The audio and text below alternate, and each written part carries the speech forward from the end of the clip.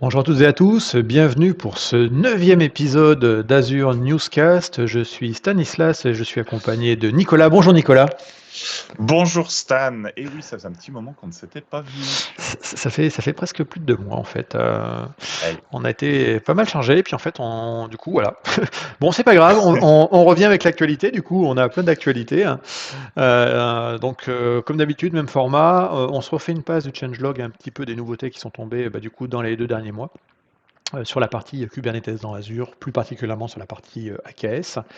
Et ensuite, on se fera une sorte de mini dossier où on parlera avec Nicolas de différentes solutions et on va les comparer entre elles.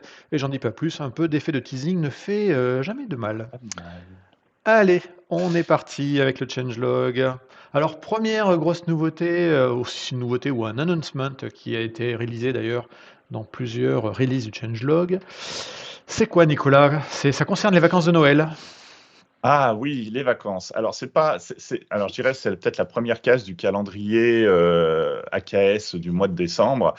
Eh ben, c'est une bonne nouvelle pour ceux qui étaient un peu limite sur les migrations de version, puisque la 1.19 avait été, la 1.19 de Kubernetes était dépréciée normalement au 31 novembre ou au 30 novembre, désolé, je ne sais plus combien de jours il y a dans le mois de novembre, 30. mais théoriquement, on ne devrait plus avoir de 1.19 dans nos clusters. Et bon, Noël arrivant, il y a eu des vacances. Le groupe produit a décidé de gentiment décaler la date effective. Alors, non pas de retrait, mais tout simplement du support de la version 1.19 pour certaines fonctionnalités. Le groupe produit a décidé de décaler de 2 mois, en fait, la date de fin de support de cette version. Donc, on a 2 mois de délai de grâce, notamment si on a des besoins de création de nouveaux clusters ou de node pool en 1.19.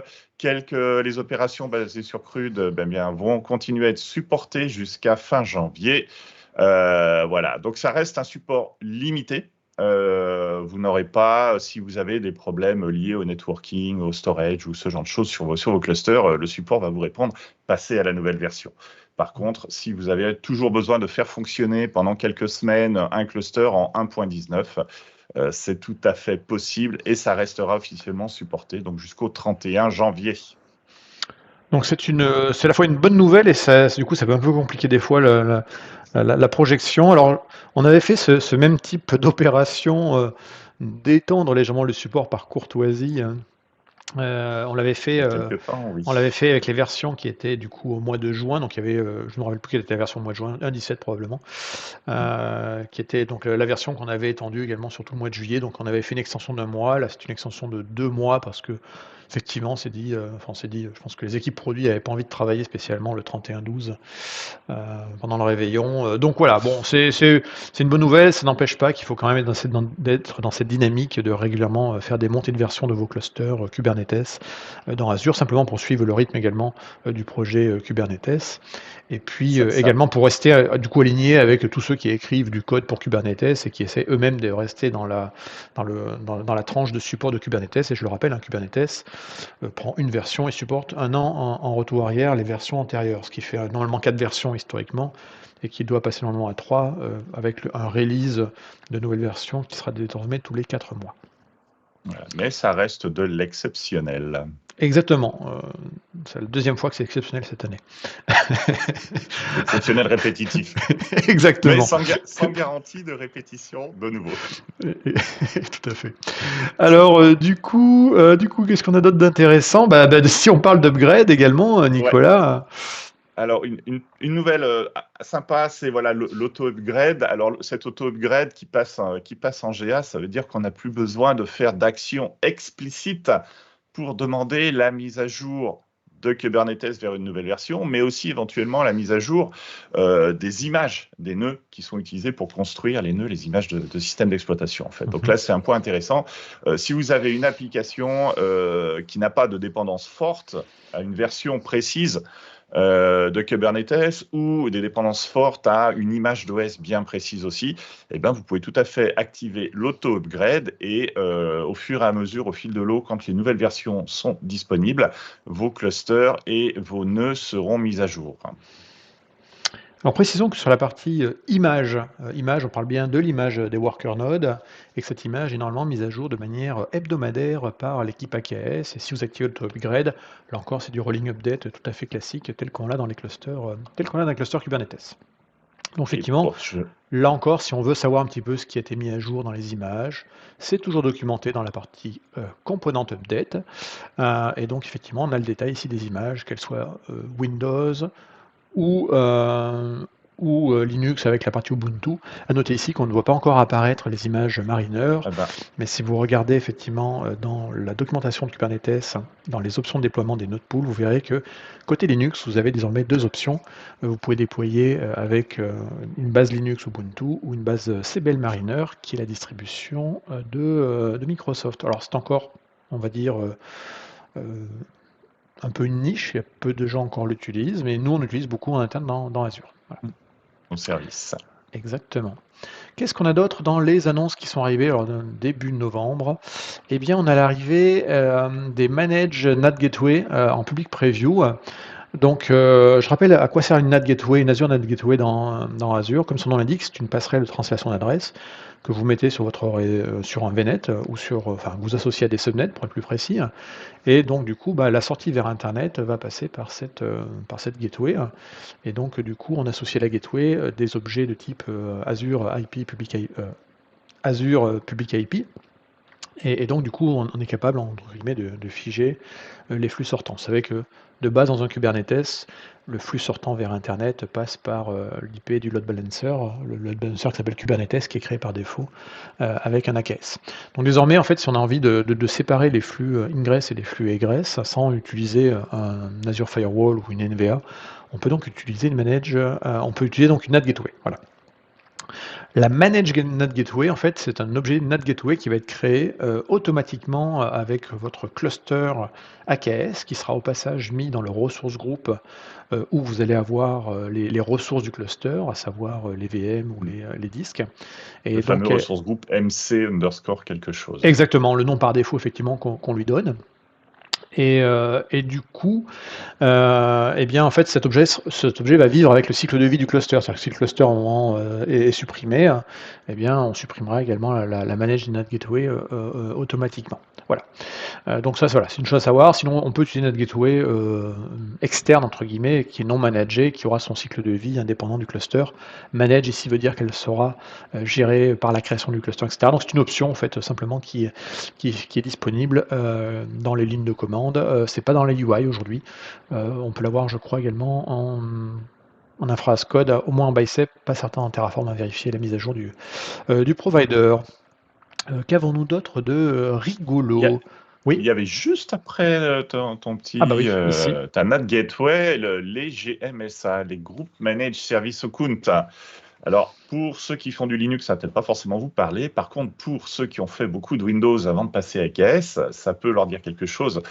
C'est un concept qui est vraiment propre à Windows. En fait, ce sont des comptes d'un Active Directory qui vont servir à gérer des services qui seront utilisés par des services. C'est un peu des comptes de service, mais au lieu d'être local à une machine, ils sont ils sont globaux, pardon, à l'Active Directory et notamment ils ont des systèmes de rotation automatique de mots de passe. Donc c'est vraiment des comptes managés, donc automatisés dans le pilotage pour déployer des services. Donc ça existe depuis 2008 de mémoire dans Windows.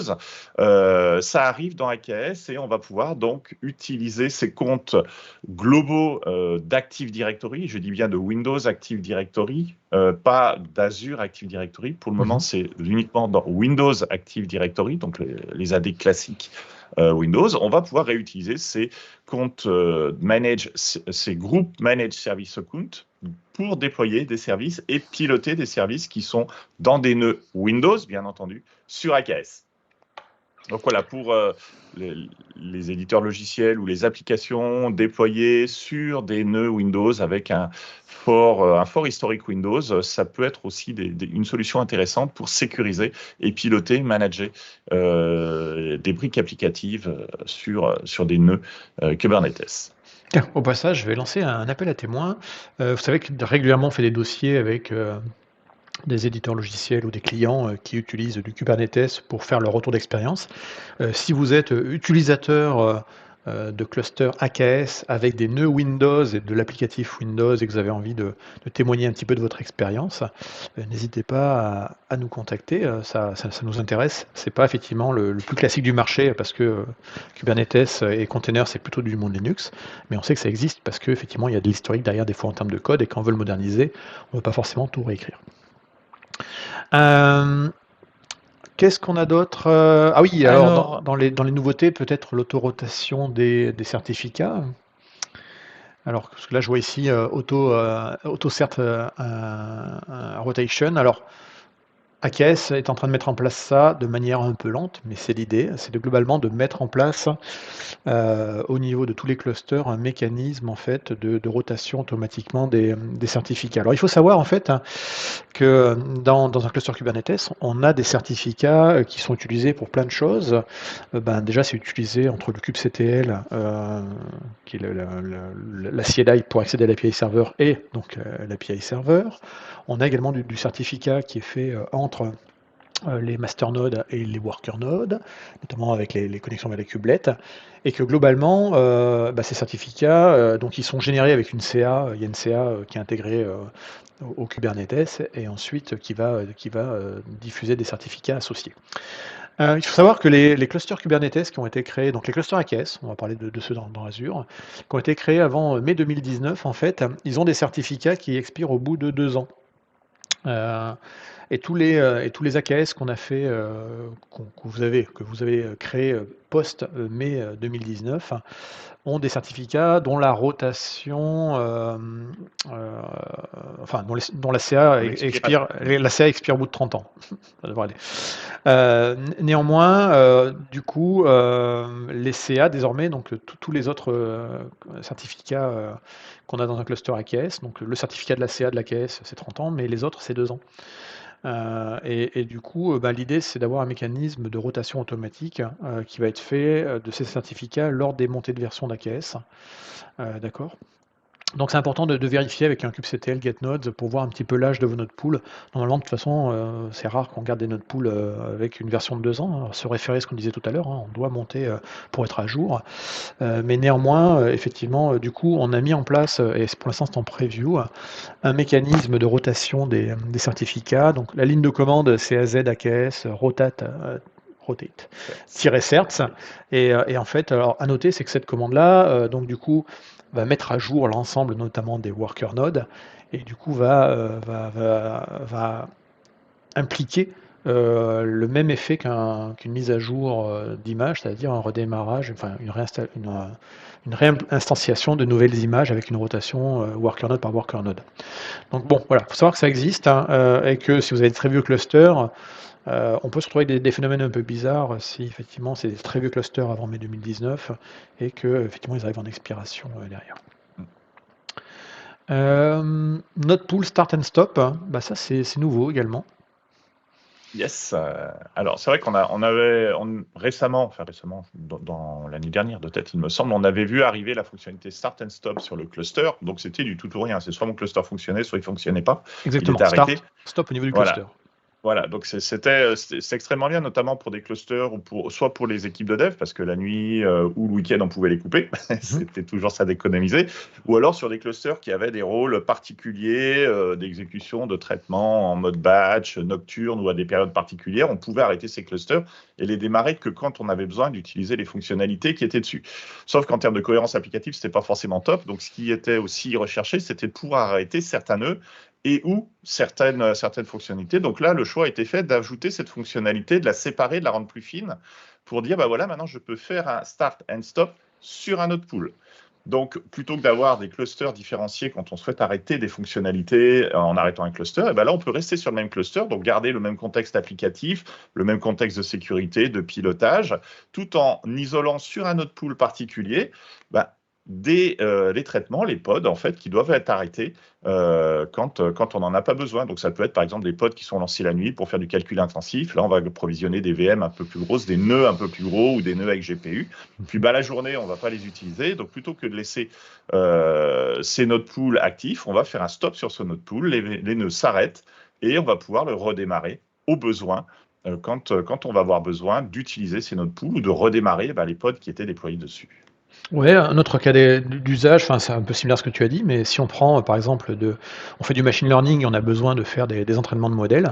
Entraînements de modèles vont effectivement nécessiter des machines un peu plus spécifiques, hein, avec effectivement GPU, FPGA, ou du gros CPU. Et ben, du coup, si on a vraiment industrialisé son machine learning, enfin, toute cette partie, entraînement, et qu'on a du coup des pipelines et qu'on est sur une approche MLOps, et bien effectivement dans les pipelines, on peut avoir effectivement, une étape qui va être de démarrer les node pools avec, les bons nœuds qui vont bien, dans un cluster, faire, effectivement, la partie, entraînement, et puis, post-pipeline, eh bien, arrêt, enfin, ou en fin de pipeline, arrêter à nouveau le node pool. Et là, vraiment, on est dans une vraie optimisation, financière, de l'ensemble. Alors du coup, Et tiens, sur ce, ouais, et du coup, sur ce sujet, je fais un peu de pub pour un atelier qu'on avait fait avec Franck Gaillard, un de nos collègues, justement, où on parlait de MLOps. Alors, on faisait pas du start and stop sur les node pools, c'était pas encore disponible, mais on utilisait AKS justement pour faire du training, de l'entraînement de modèles de machine learning et du MLOps derrière. Donc, pour ceux qui sont intéressés, euh, on mettra le lien dans le ouais, descriptif. d'accord. Autre également, nouveauté, c'est l'arrivée des node pool snapshot qui sont désormais supportés. Alors c'est marrant, c'est que le changelog vous dit allez voir la doc, après telle heure, tel jour, c'est marrant. Ouais, c'est rigolo. Donc, alors, c'est quoi, Et- les node pool snapshot? Alors, il faut imaginer qu'effectivement, dans un cluster Kubernetes, on peut avoir des cas où certaines. Alors, il faut savoir, c'est que oui, quand on déploie un cluster, on va être dans une version de Kubernetes et dans une version d'une image donnée. Hein, image étant, la version de l'OS avec un niveau de patch derrière et de composants à l'intérieur. Et quand effectivement, on sait que les mises à jour, d'images, sont faites quasiment, toutes les semaines, plus les mises à jour de sécurité toutes les nuits, à un moment, des fois, quand on veut faire un test dans un environnement, par exemple de pré-prod ou de qualification avant de mettre en prod, et qu'on veut avoir exactement, enfin, vraiment être sur les environnements, strictement identiques, on peut du coup avoir un léger décalage. On pourrait se dire, par exemple, en prod, on a, l'image, sur les worker nodes, l'image de l'OS, qui va dater, par exemple, de début novembre. Et puis, si on veut se créer un nouveau cluster juste pour tester, le nouveau cluster, il va forcément être instancié avec les dernières versions de l'image qui sont peut-être de mi-novembre. Et du coup, déjà, on n'est pas exactement, ISO, on n'est pas exactement, exact au niveau de la configuration. Or, le but quand même d'une pré-prod, c'est de faire l'exacte configuration de la prod pour être sûr que ce qu'on aura testé en pré-prod ira bien en prod. Donc c'est là que les node pool snapshot vont intervenir. Ça va vous permettre en fait de prendre vraiment un snapshot, un cliché instantané, d'un node pool, à un instant T, et de reprendre ce cliché et de le réappliquer, de le restaurer sur un nouveau cluster. On sera sûr d'avoir exactement les mêmes versions d'images qui seront au même moment. Voilà. Donc ça, c'est l'idée du snapshot.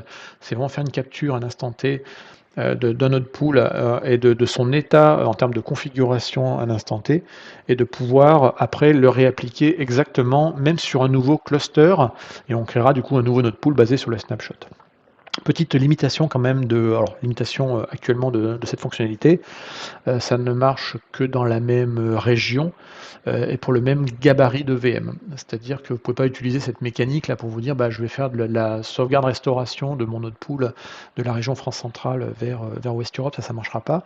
Et puis, si vous avez un node pool par exemple avec des VM, avec des GPU, on ne peut pas faire un restore du snapshot, dans un nouveau cluster où on se dit ça c'est de la pré-prod, on ne va pas mettre des GPU parce que ça coûte cher et on va prendre une série, avec, généraliste de type D. Non, il faut reprendre le même gabarit et la même machine. Voilà, ça c'est un petit détail derrière. On n'a pas parlé des versions de Kubernetes d'ailleurs.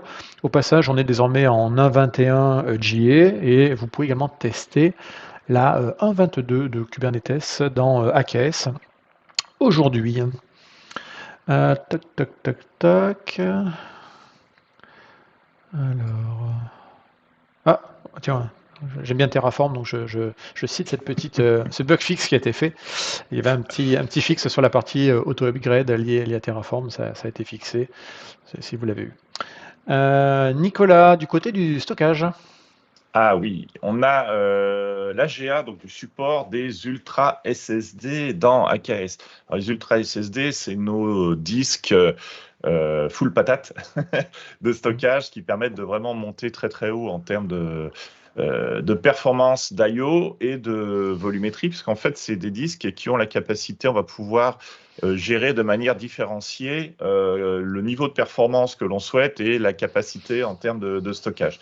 Donc ça, c'est intéressant dès qu'on a des applications qui sont relativement dépendantes des performances d'un disque, y compris par exemple sur des petits volumes de données, mais avec besoin d'énormément d'entrée-sortie, d'énormément d'I/O.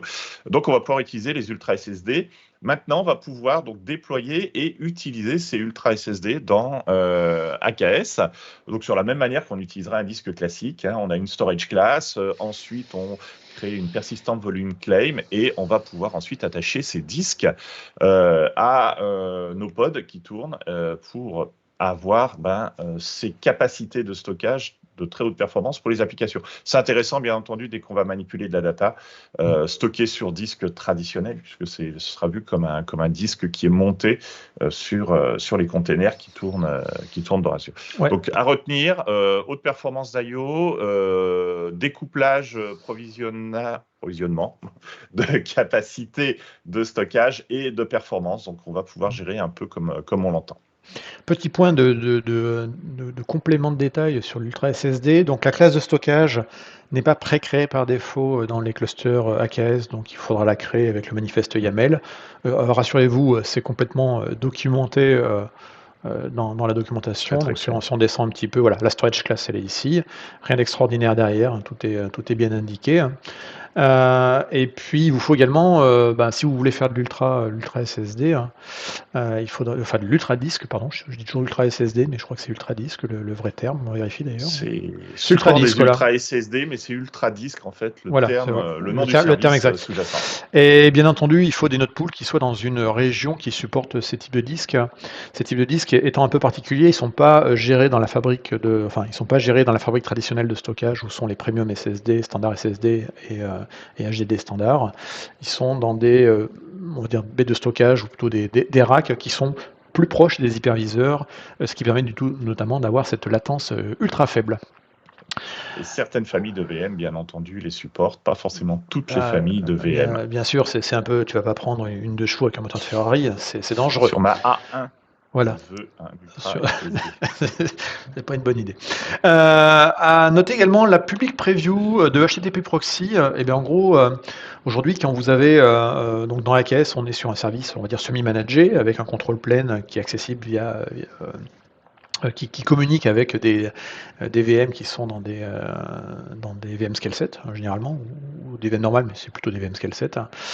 Et donc, c'est quand on fait l'installation de base et qu'on n'est pas en private cluster,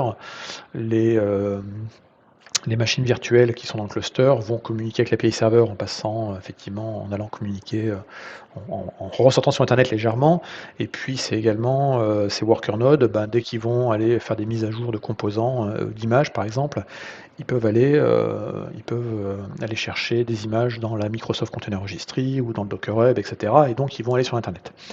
On sait effectivement envoyer des flux au travers d'un Azure Firewall, au travers d'une NAT Gateway. On est des fois dans des scénarios où l'organisation a déjà des proxys d'entreprise, des proxys HTTP, et veulent passer l'ensemble des flux dessus. Ce qui peut poser un problème, ou ce qui posait un problème historiquement dans AKS, parce qu'effectivement, de base, dans le processus d'installation d'un cluster, on n'avait pas cette notion de proxy, ce qui fait que s'il y avait un proxy qui était forcé pour sortir sur Internet, globalement, en fait, ça a échoué. Les nodes n'arrivaient pas à se raccorder au cluster, n'arrivaient pas à télécharger les images sur les parties kubesystem, et donc en gros, l'installation du cluster plantait. Donc désormais, en fait, on va avoir cette notion de support d'un proxy HTTP qui sera valable également sur la phase d'initialisation du cluster, ce qui est plutôt une bonne nouvelle. Alors puis également un truc assez nouveau, assez spécifique, qui est arrivé dans je vais démarrer je sais pas comment j'ai fait une combinaison de touches et j'ai démarré en fait le solitaire. Véridique. C'est la première fois, je sais même pas C'est comment j'ai fait. Fantastique. un ceci caché. Voilà, c'était l'easter egg de la vidéo. Et donc, ouais, on a un nouveau type de nœud pour des workloads un peu particuliers. Alors, Ouais. est-ce que tu peux nous en parler un peu plus? Wasm, Wazi, C'est un Kezako? truc de dev, ça, Wasm, Wazi. Ouais, C'est pas de la pub pour des biscottes. non? C'est en fait, alors, c'est la possibilité alors, je vais revenir un peu au début. Kubernetes a la capacité d'utiliser des kubelets.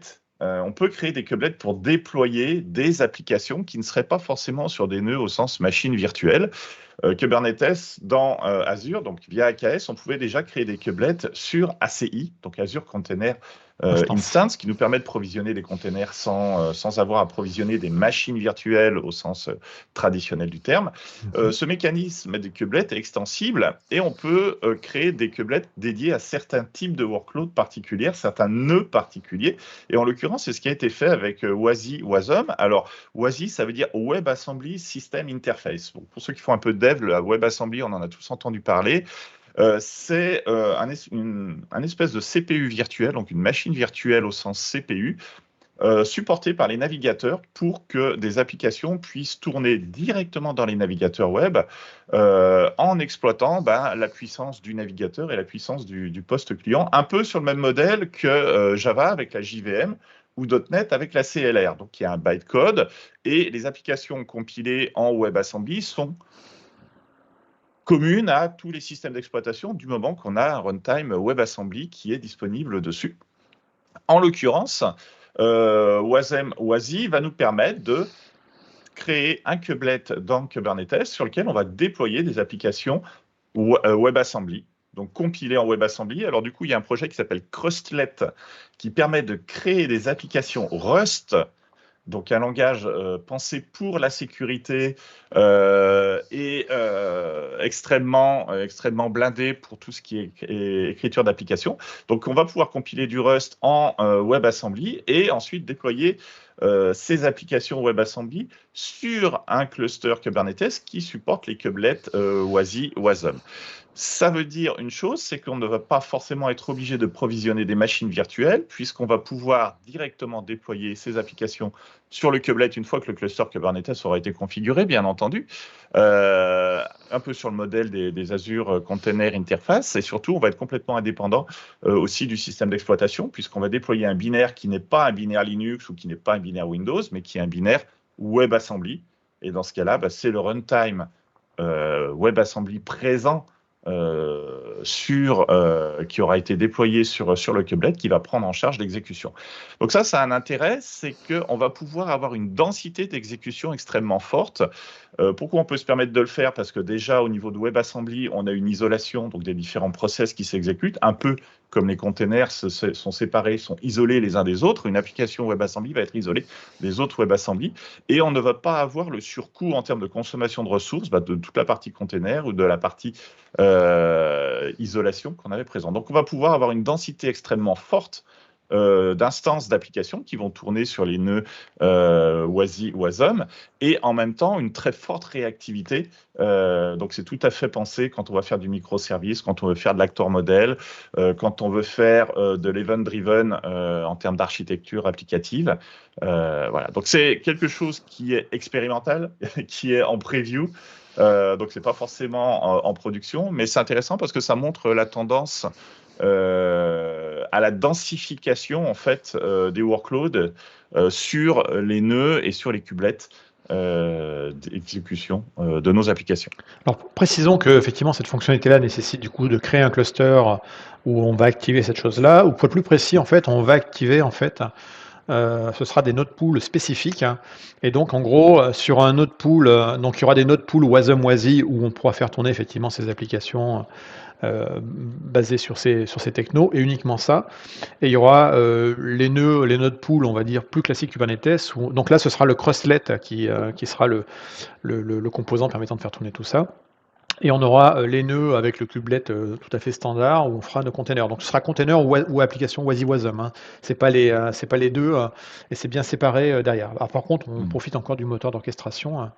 Donc vous avez une documentation là-dessus. Alors là encore, hein, le Crosslet est encore jeune, mais effectivement, ce seront des nœuds particuliers qui vont faire tourner ce fameux runtime. Et c'est Mm. bien séparé, hein, on réinsiste, c'est bien séparé en termes de node pool des autres node pools traditionnels Kubernetes qu'on pourra avoir. Donc c'est assez marrant parce que du coup, un cluster Kubernetes va pouvoir faire tourner à la fois des applications en container telles que ça le fait depuis des années, mais en plus des applications WASI WASM. Voilà.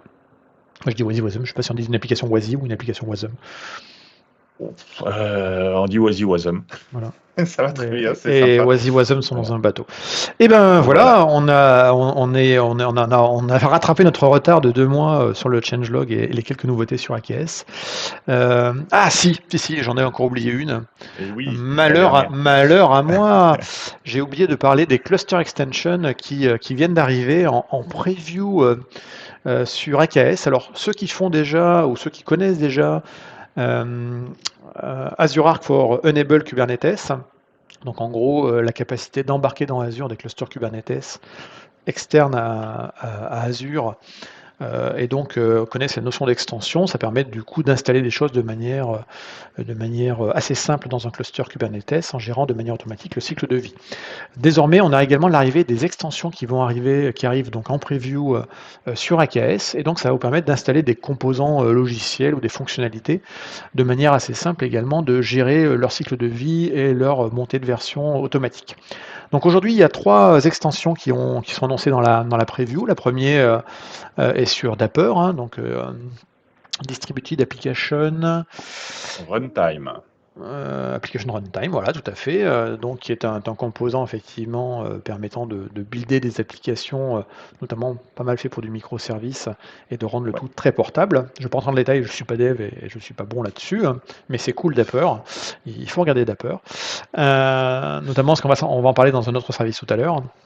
Vous Ouais. avez également l'application MachineML qui en gros va vous installer tous les composants nécessaires pour pouvoir raccorder en fait un cluster AKS directement à Azure Machine Learning Studio. Donc pour les parties inférence et puis les parties entraînement également. Voilà. Oui, il y a les deux, il y a exactement ça, Ouais, puisqu'on peut utiliser le cluster pour entraîner, mais aussi après, une fois que le modèle est entraîné, le packager sous forme de container et le déployer sous forme de container dans un cluster ouais. pour Exposer les API. exposer une API. Voilà. Ouais.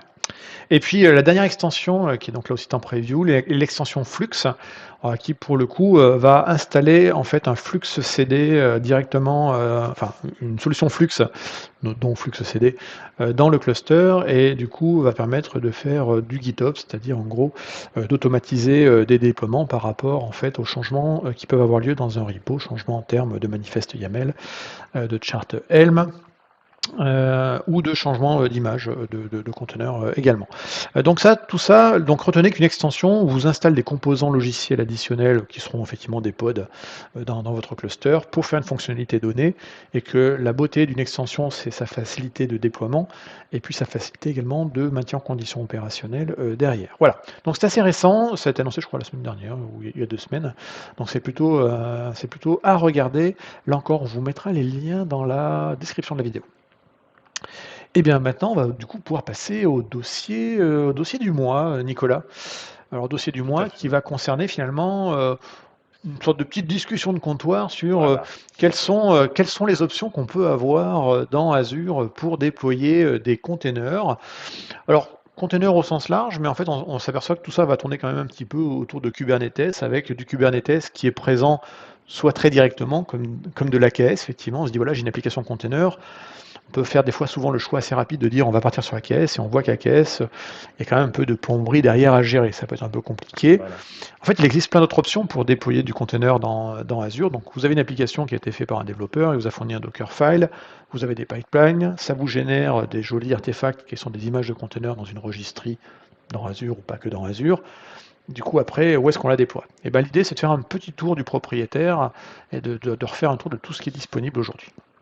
Voilà, parce qu'il y a eu pas mal de nouveautés cette année. On verra ça qu'il Exactement. y a quelques services historiques et puis bien entendu AKS dont on parle directement sur ce podcast, mais il y a aussi plein d'autres services qui supportent les containers. Exactement. Eh bien, écoute, je te propose de commencer par le premier service, Azure App Service. Voilà. Alors, on va attaquer par Azure App Service. Alors, c'est un service, c'est peut-être un des, je ne vais pas dire le plus ancien, mais un des plus anciens dans Azure qui s'appelait Azure Website avant, qui est présent quasiment depuis les origines.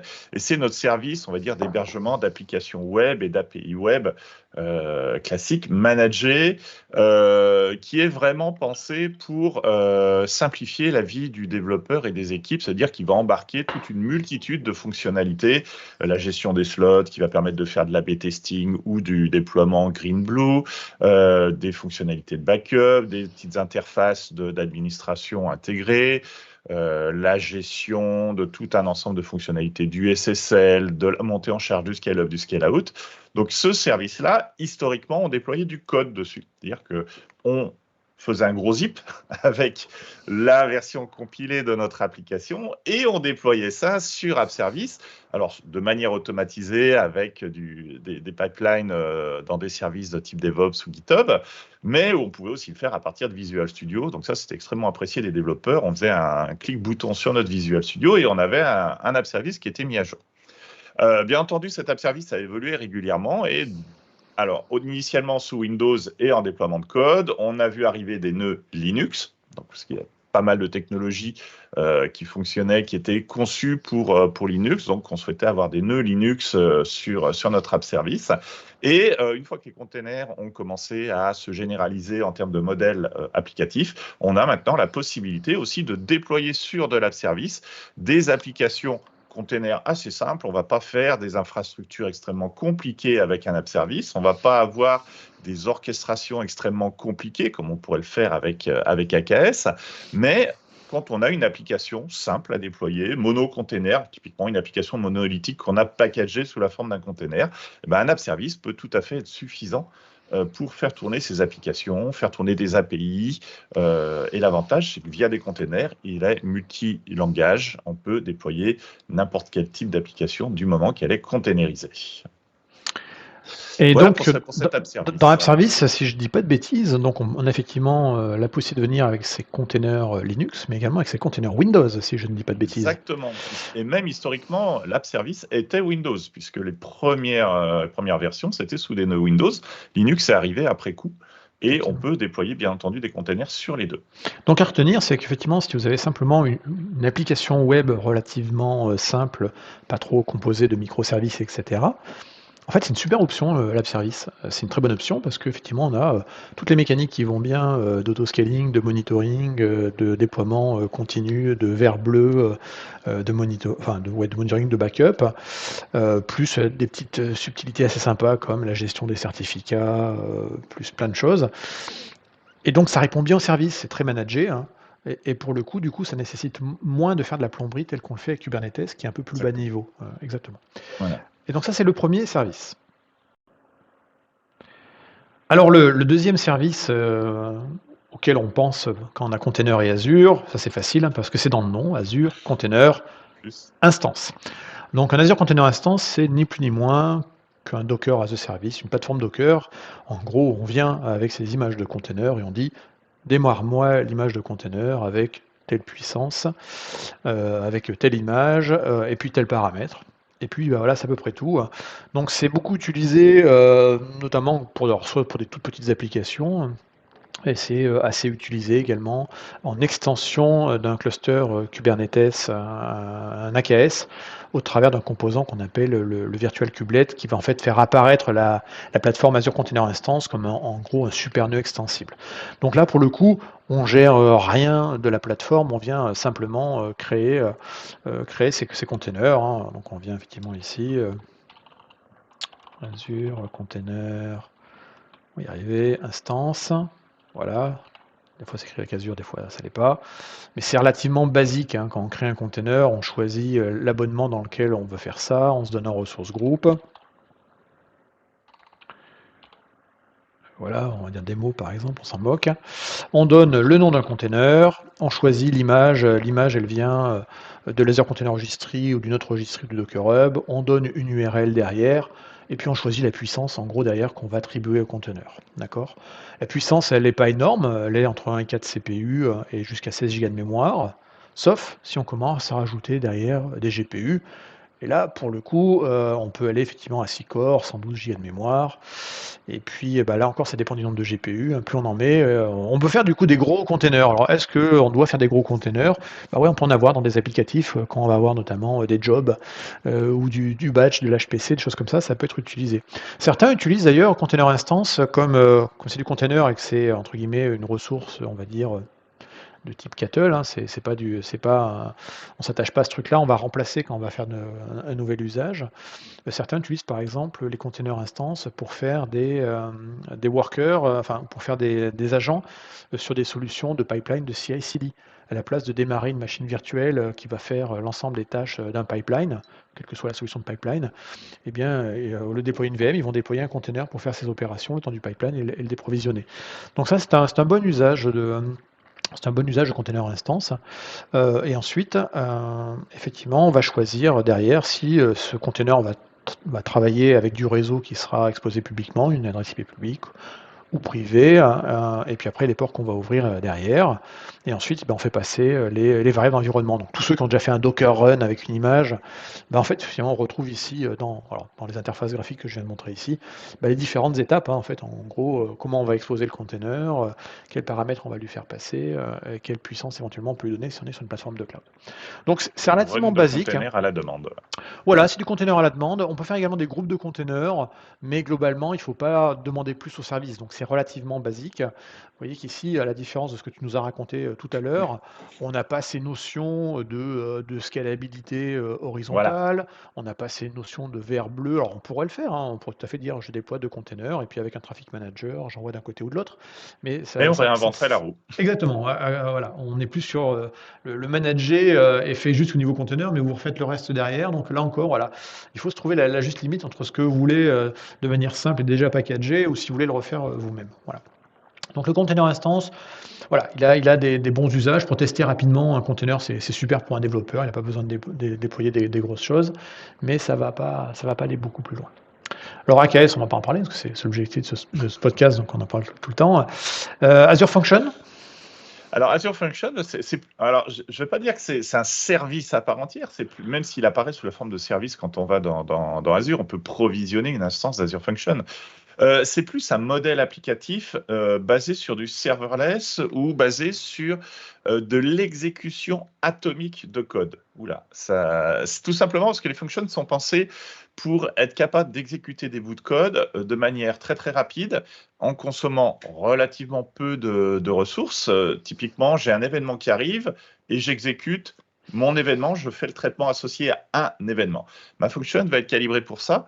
Et ça reste un runtime, ça reste un modèle applicatif aussi, que l'on va ensuite déployer. Donc, ce runtime function, on va pouvoir le déployer soit sous la forme serverless dans Azure. Donc là, on a la possibilité de dire je provisionne un environnement pour exécuter des fonctions. Et puis après, je serai facturé au nombre d'exécutions, à la durée d'exécution de chacun de mes traitements. Donc là, on a une granularité en termes de billing et en termes d'affectation des ressources et de comptabilité qui est très très fine, puisqu'on va vraiment travailler au niveau, je ne veux pas dire de la ligne de code, mais de la fonction quasiment derrière, puisqu'une fonction Azure souvent est mappée et modélisée sous la forme d'une fonction dans un langage de développement, d'où la terminologie.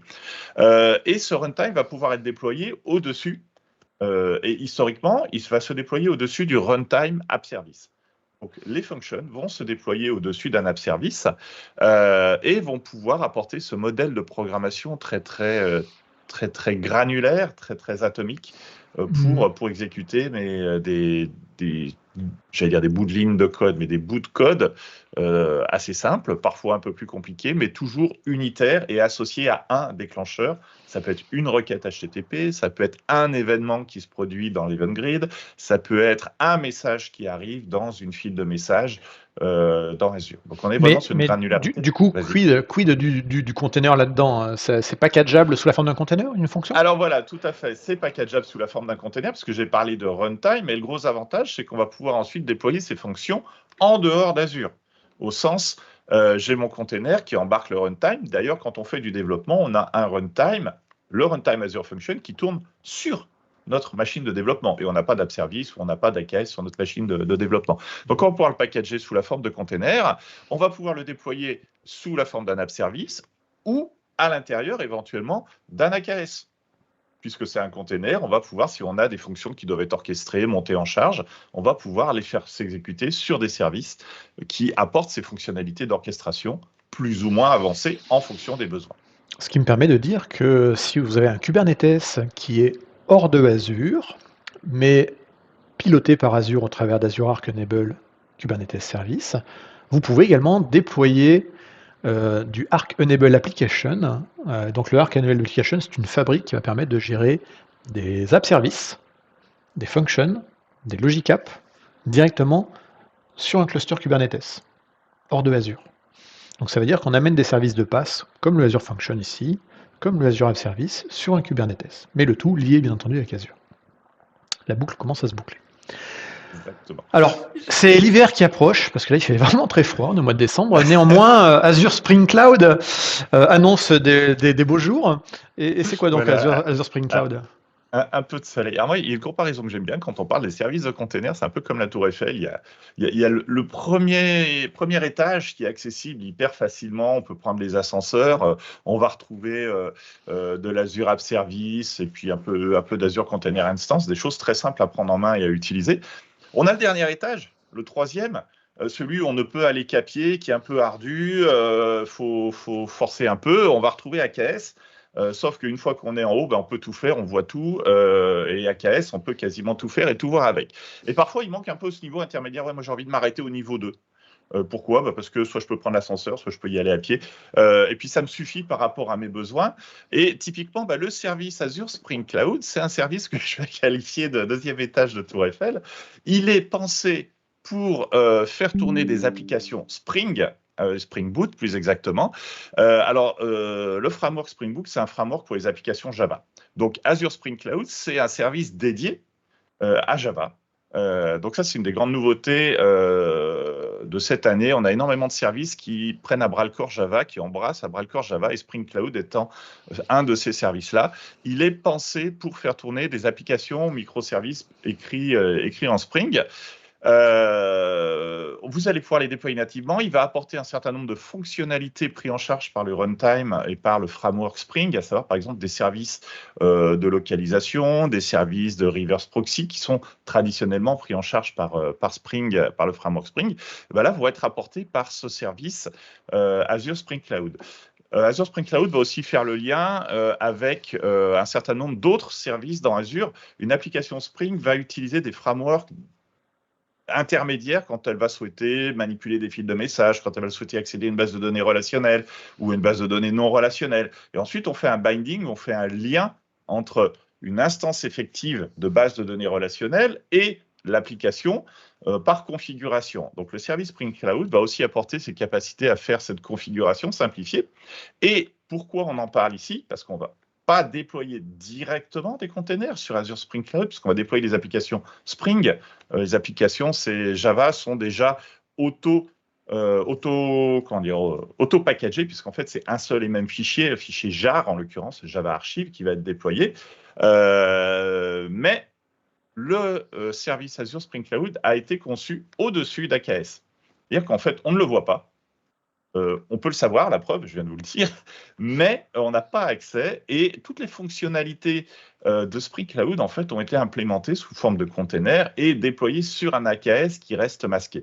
Donc, AKS, dans ce cas-là, est, nous, notre socle technique en tant qu'éditeur de logiciels et notamment éditeur du service Azure Spring Cloud, en partenariat d'ailleurs avec VMware, puisque le Spring Cloud a été développé par Pivotal, qui maintenant appartient à VMware.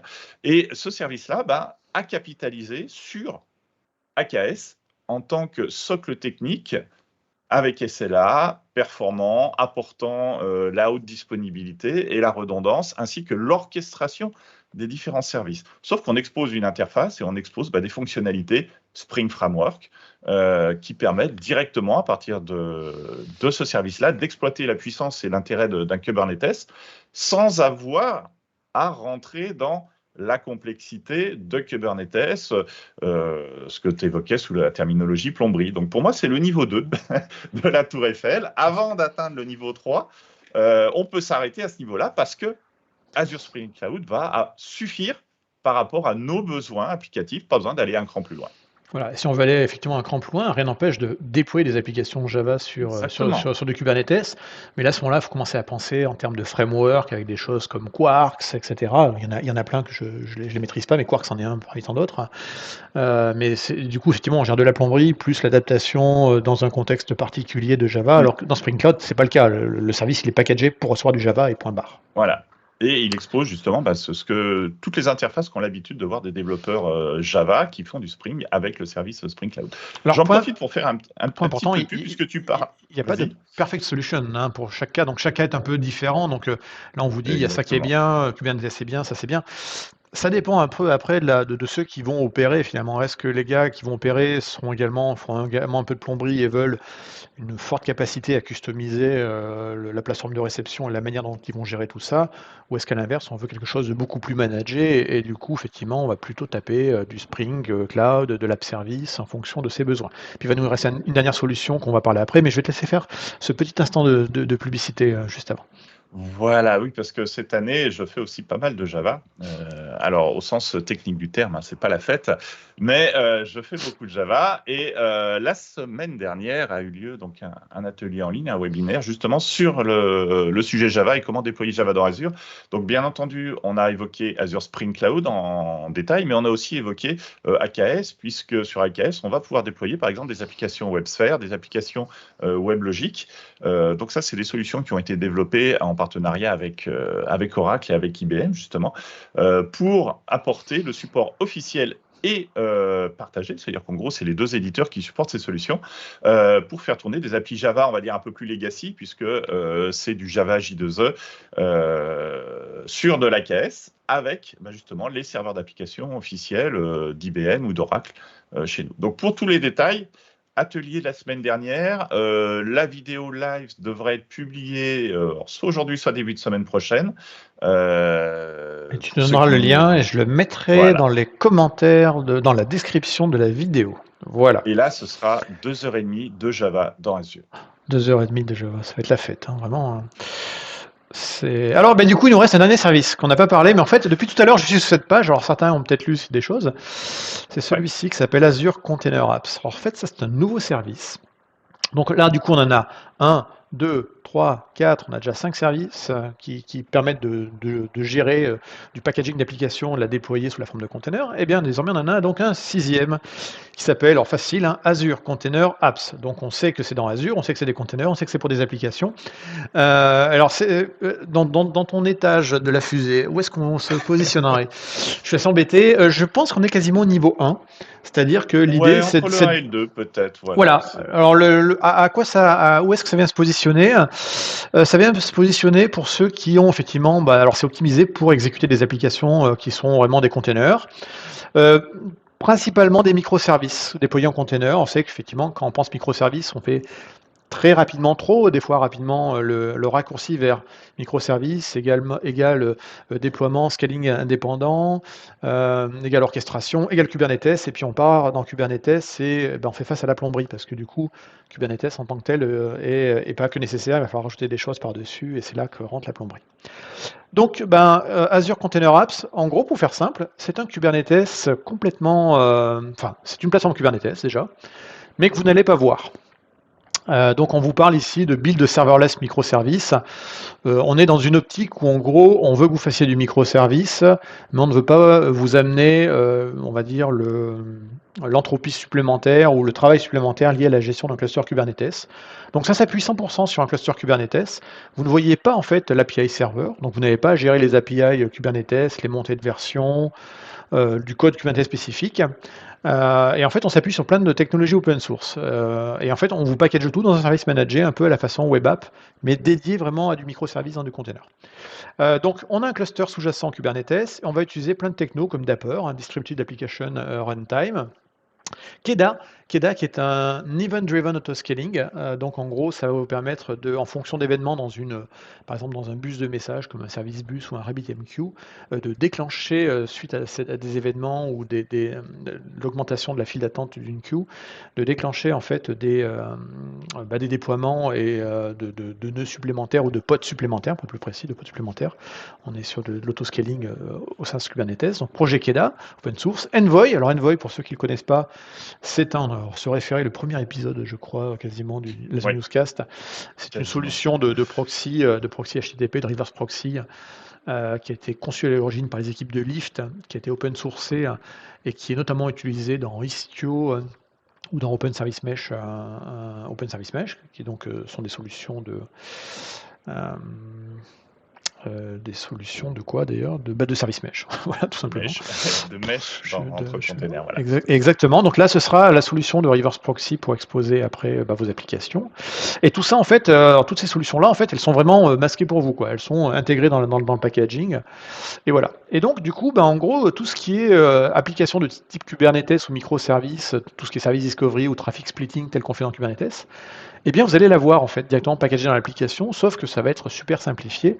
Et le but, en gros, est vraiment de faire un max de services managés et vraiment que les gens se concentrent sur leur applicatif et pas sur la plomberie qui est derrière. Voilà. Pour faire simple. Voilà, et on retrouve sur ce que tu viens de dire exactement la même philosophie qu'Azure Spring Cloud, mais qui lui est dédié à Java, parce qu'on avait un framework historique. Là, on est plutôt multi-technologie, mais avec la même finalité et la même stratégie.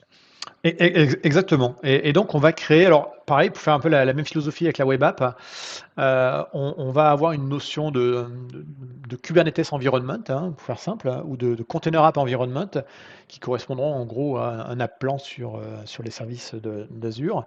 Et puis, on viendra poser des applications, en gros, c'est cet app plan. Et derrière Azure App Service, en fait, on va retrouver vraiment des notions qu'on connaît dans Kubernetes, la notion de pouvoir déployer plusieurs versions d'une application en parallèle, dans ce qu'on appelle les deployments dans Kubernetes, des versions effectivement d'un même microservice mais qui sont déployés en parallèle. Et tout ça en fait on va les avoir, on va appeler ça des révisions, mais l'idée c'est à peu près la même chose. Et je ne sais pas si j'ai quelque chose à montrer. Mais c'était un petit peu un teasing. Je vous mettrai le lien également parce que j'ai fait une vidéo sur le sujet qui détaille un petit peu ce qu'on peut faire. Mais effectivement, une application, donc on aura des container apps qu'on va déployer. Ces container apps vont avoir effectivement un ingress. Alors on sait derrière ce ingress, ce sera simplement en fait un envoy, mais vous n'aurez pas grand-chose à gérer, on va le gérer pour vous. Vous direz, est-ce que je veux exposer publiquement ce service publiquement, donc externe ou interne. Mon application, on va lui faire passer des paramètres, il y aura certainement des secrets, là encore, on va packager tout ça. Alors ceux qui connaissent Kubernetes diraient, oui, il y a l'objet secret, bon, là on a créé un objet qui s'appelle secret, mais derrière en arrière-plan, c'est bien la même chose. Et puis ensuite, on va avoir des mécaniques de déploiement continu, et là encore, vraiment exactement comme on a pu faire les options de déploiement continu dans AKS, ou dans la partie web app, et je ne connais pas Spring, mais je pense qu'il doit y avoir à peu près la même chose, on a simplifié vraiment toute la partie. Et là, en gros, on dit, je me signe dans un GitHub, je pars de tel repo, et puis je veux que le pipeline aille chercher en fait tel Azure Container registry et elle aille chercher telle image. Et ensuite, on donne les composants, le size principal pour faire le déploiement. On va faire start et en fait, tout seul comme un grand, il va aller vous créer en fait un workflow GitHub, donc en gros un pipeline de déploiement automatisé dans GitHub, et vous avez rien à faire entre guillemets, si ce n'est de fournir les ingrédients. Dernière chose, quand on va gérer en fait des applications microservices, on va gérer du coup plusieurs versions des microservices. Eh bien, ces plusieurs versions qui seraient donc du coup une évolution des déploiements dans AKS. On appelle ça des révisions dans ce service-là, et on va pouvoir créer plusieurs révisions, donc plusieurs versions d'un microservice. Et après, vous voyez que le traffic splitting ici, il va être ultra simple parce qu'on pourrait dire, je veux 80% sur cette révision-là, 20% sur une autre, et donc on va pouvoir avoir des approches de type Blue, Green ou Canary ou A/B testing en fait de manière super simplifiée. Certes, on peut le faire dans du Kubernetes, mais ça veut dire de mettre un peu plus les mains dans le cambouis et de se dire comment je vais gérer après ma répartition des flux. Est-ce que je vais faire ça en utilisant des services et des tags? Est-ce que je vais utiliser des services mesh pour être vachement plus fin? Là, pour le coup, on ne se pose pas la question parce qu'en fait, derrière, tout est packagé de manière assez simple. Voilà. Donc tout ça pour résumer et pour dire que vous avez une application container parce que vous avez fait cette option de moderniser vos applications ou de commencer à faire des applications sur des patterns un peu plus modernes tels que les microservices versus les monolithes historiques. Eh bien, les choix de destination de cet applicatif containerisé, en fait, ils sont super larges aujourd'hui dans Azure. Il y a à peu près 6 endroits où on peut les envoyer. Et en fait, le choix, et j'adore cette phrase, hein, il n'y a pas de solution parfaite qui Voilà. va à tous les cas, toutes les équipes. Ça va dépendre finalement à la fin, comment vous allez opérer ce service et quel est le degré de maturité, de compétence de ces équipes. Et est-ce qu'elles veulent faire, entre guillemets, de la plomberie et être très customisable dans leur approche, ou est-ce qu'elles veulent quelque chose qui soit relativement simple dans l'usage, où on se concentre plus sur le côté fourniture de nouvelles versions de l'application dans des containers, et puis qu'après le reste soit plus ou moins pris en charge, plus ou moins managé par la plateforme. Eh bien oui, je pense on s'est bien penché sur le sujet, c'était une bonne discussion de comptoir Voilà, mais sur le... c'était très intéressant parce qu'on a très souvent ces questions-là. Oui. Est-ce que je fais de la caisse? Est-ce que je fais de l'app service? Voilà. Donc c'est vrai que la phrase, je crois qu'on devrait la mettre, on devrait la laisser celle-là très longtemps. Il n'y a pas de solution parfaite et ce n'est pas forcément qu'un choix technique comme tu l'as évoqué. Exactement. Ça peut être un choix stratégique. Est-ce que je veux faire de l'administration, de l'infra en mode avancé, ou est-ce qu'au contraire, je veux me concentrer sur mon application, quitte à avoir quelques contraintes, parce que l'un ne va pas sans l'autre. Donc, c'est des choix stratégiques, des choix d'équipe, des choix liés, alors bien entendu, la technique rentre en ligne de compte aussi, mais ce n'est pas que ça. Et ça, c'est important à avoir en tête. Exactement. Eh bien, c'est sur ces bons mots que nous allons terminer cet Azure Newscast épisode numéro 9 de début décembre. On vous promet un épisode en janvier, post-fête. Et puis, il nous reste à tous à vous remercier. N'hésitez pas à vous abonner et puis à commenter cette vidéo si elle vous a intéressé ou si vous avez des questions. Le maximum de liens sera mis dans la description de la vidéo. On mettra également une petite timeline. Et puis, il nous reste à vous remercier, à passer de bonnes fêtes et à se retrouver en 2022, qui sera certainement une meilleure année que 2021. On l'espère au moins du point de vue sanitaire. Voilà. Merci à tous et passez de bonnes fêtes. Au revoir. Et à l'année prochaine.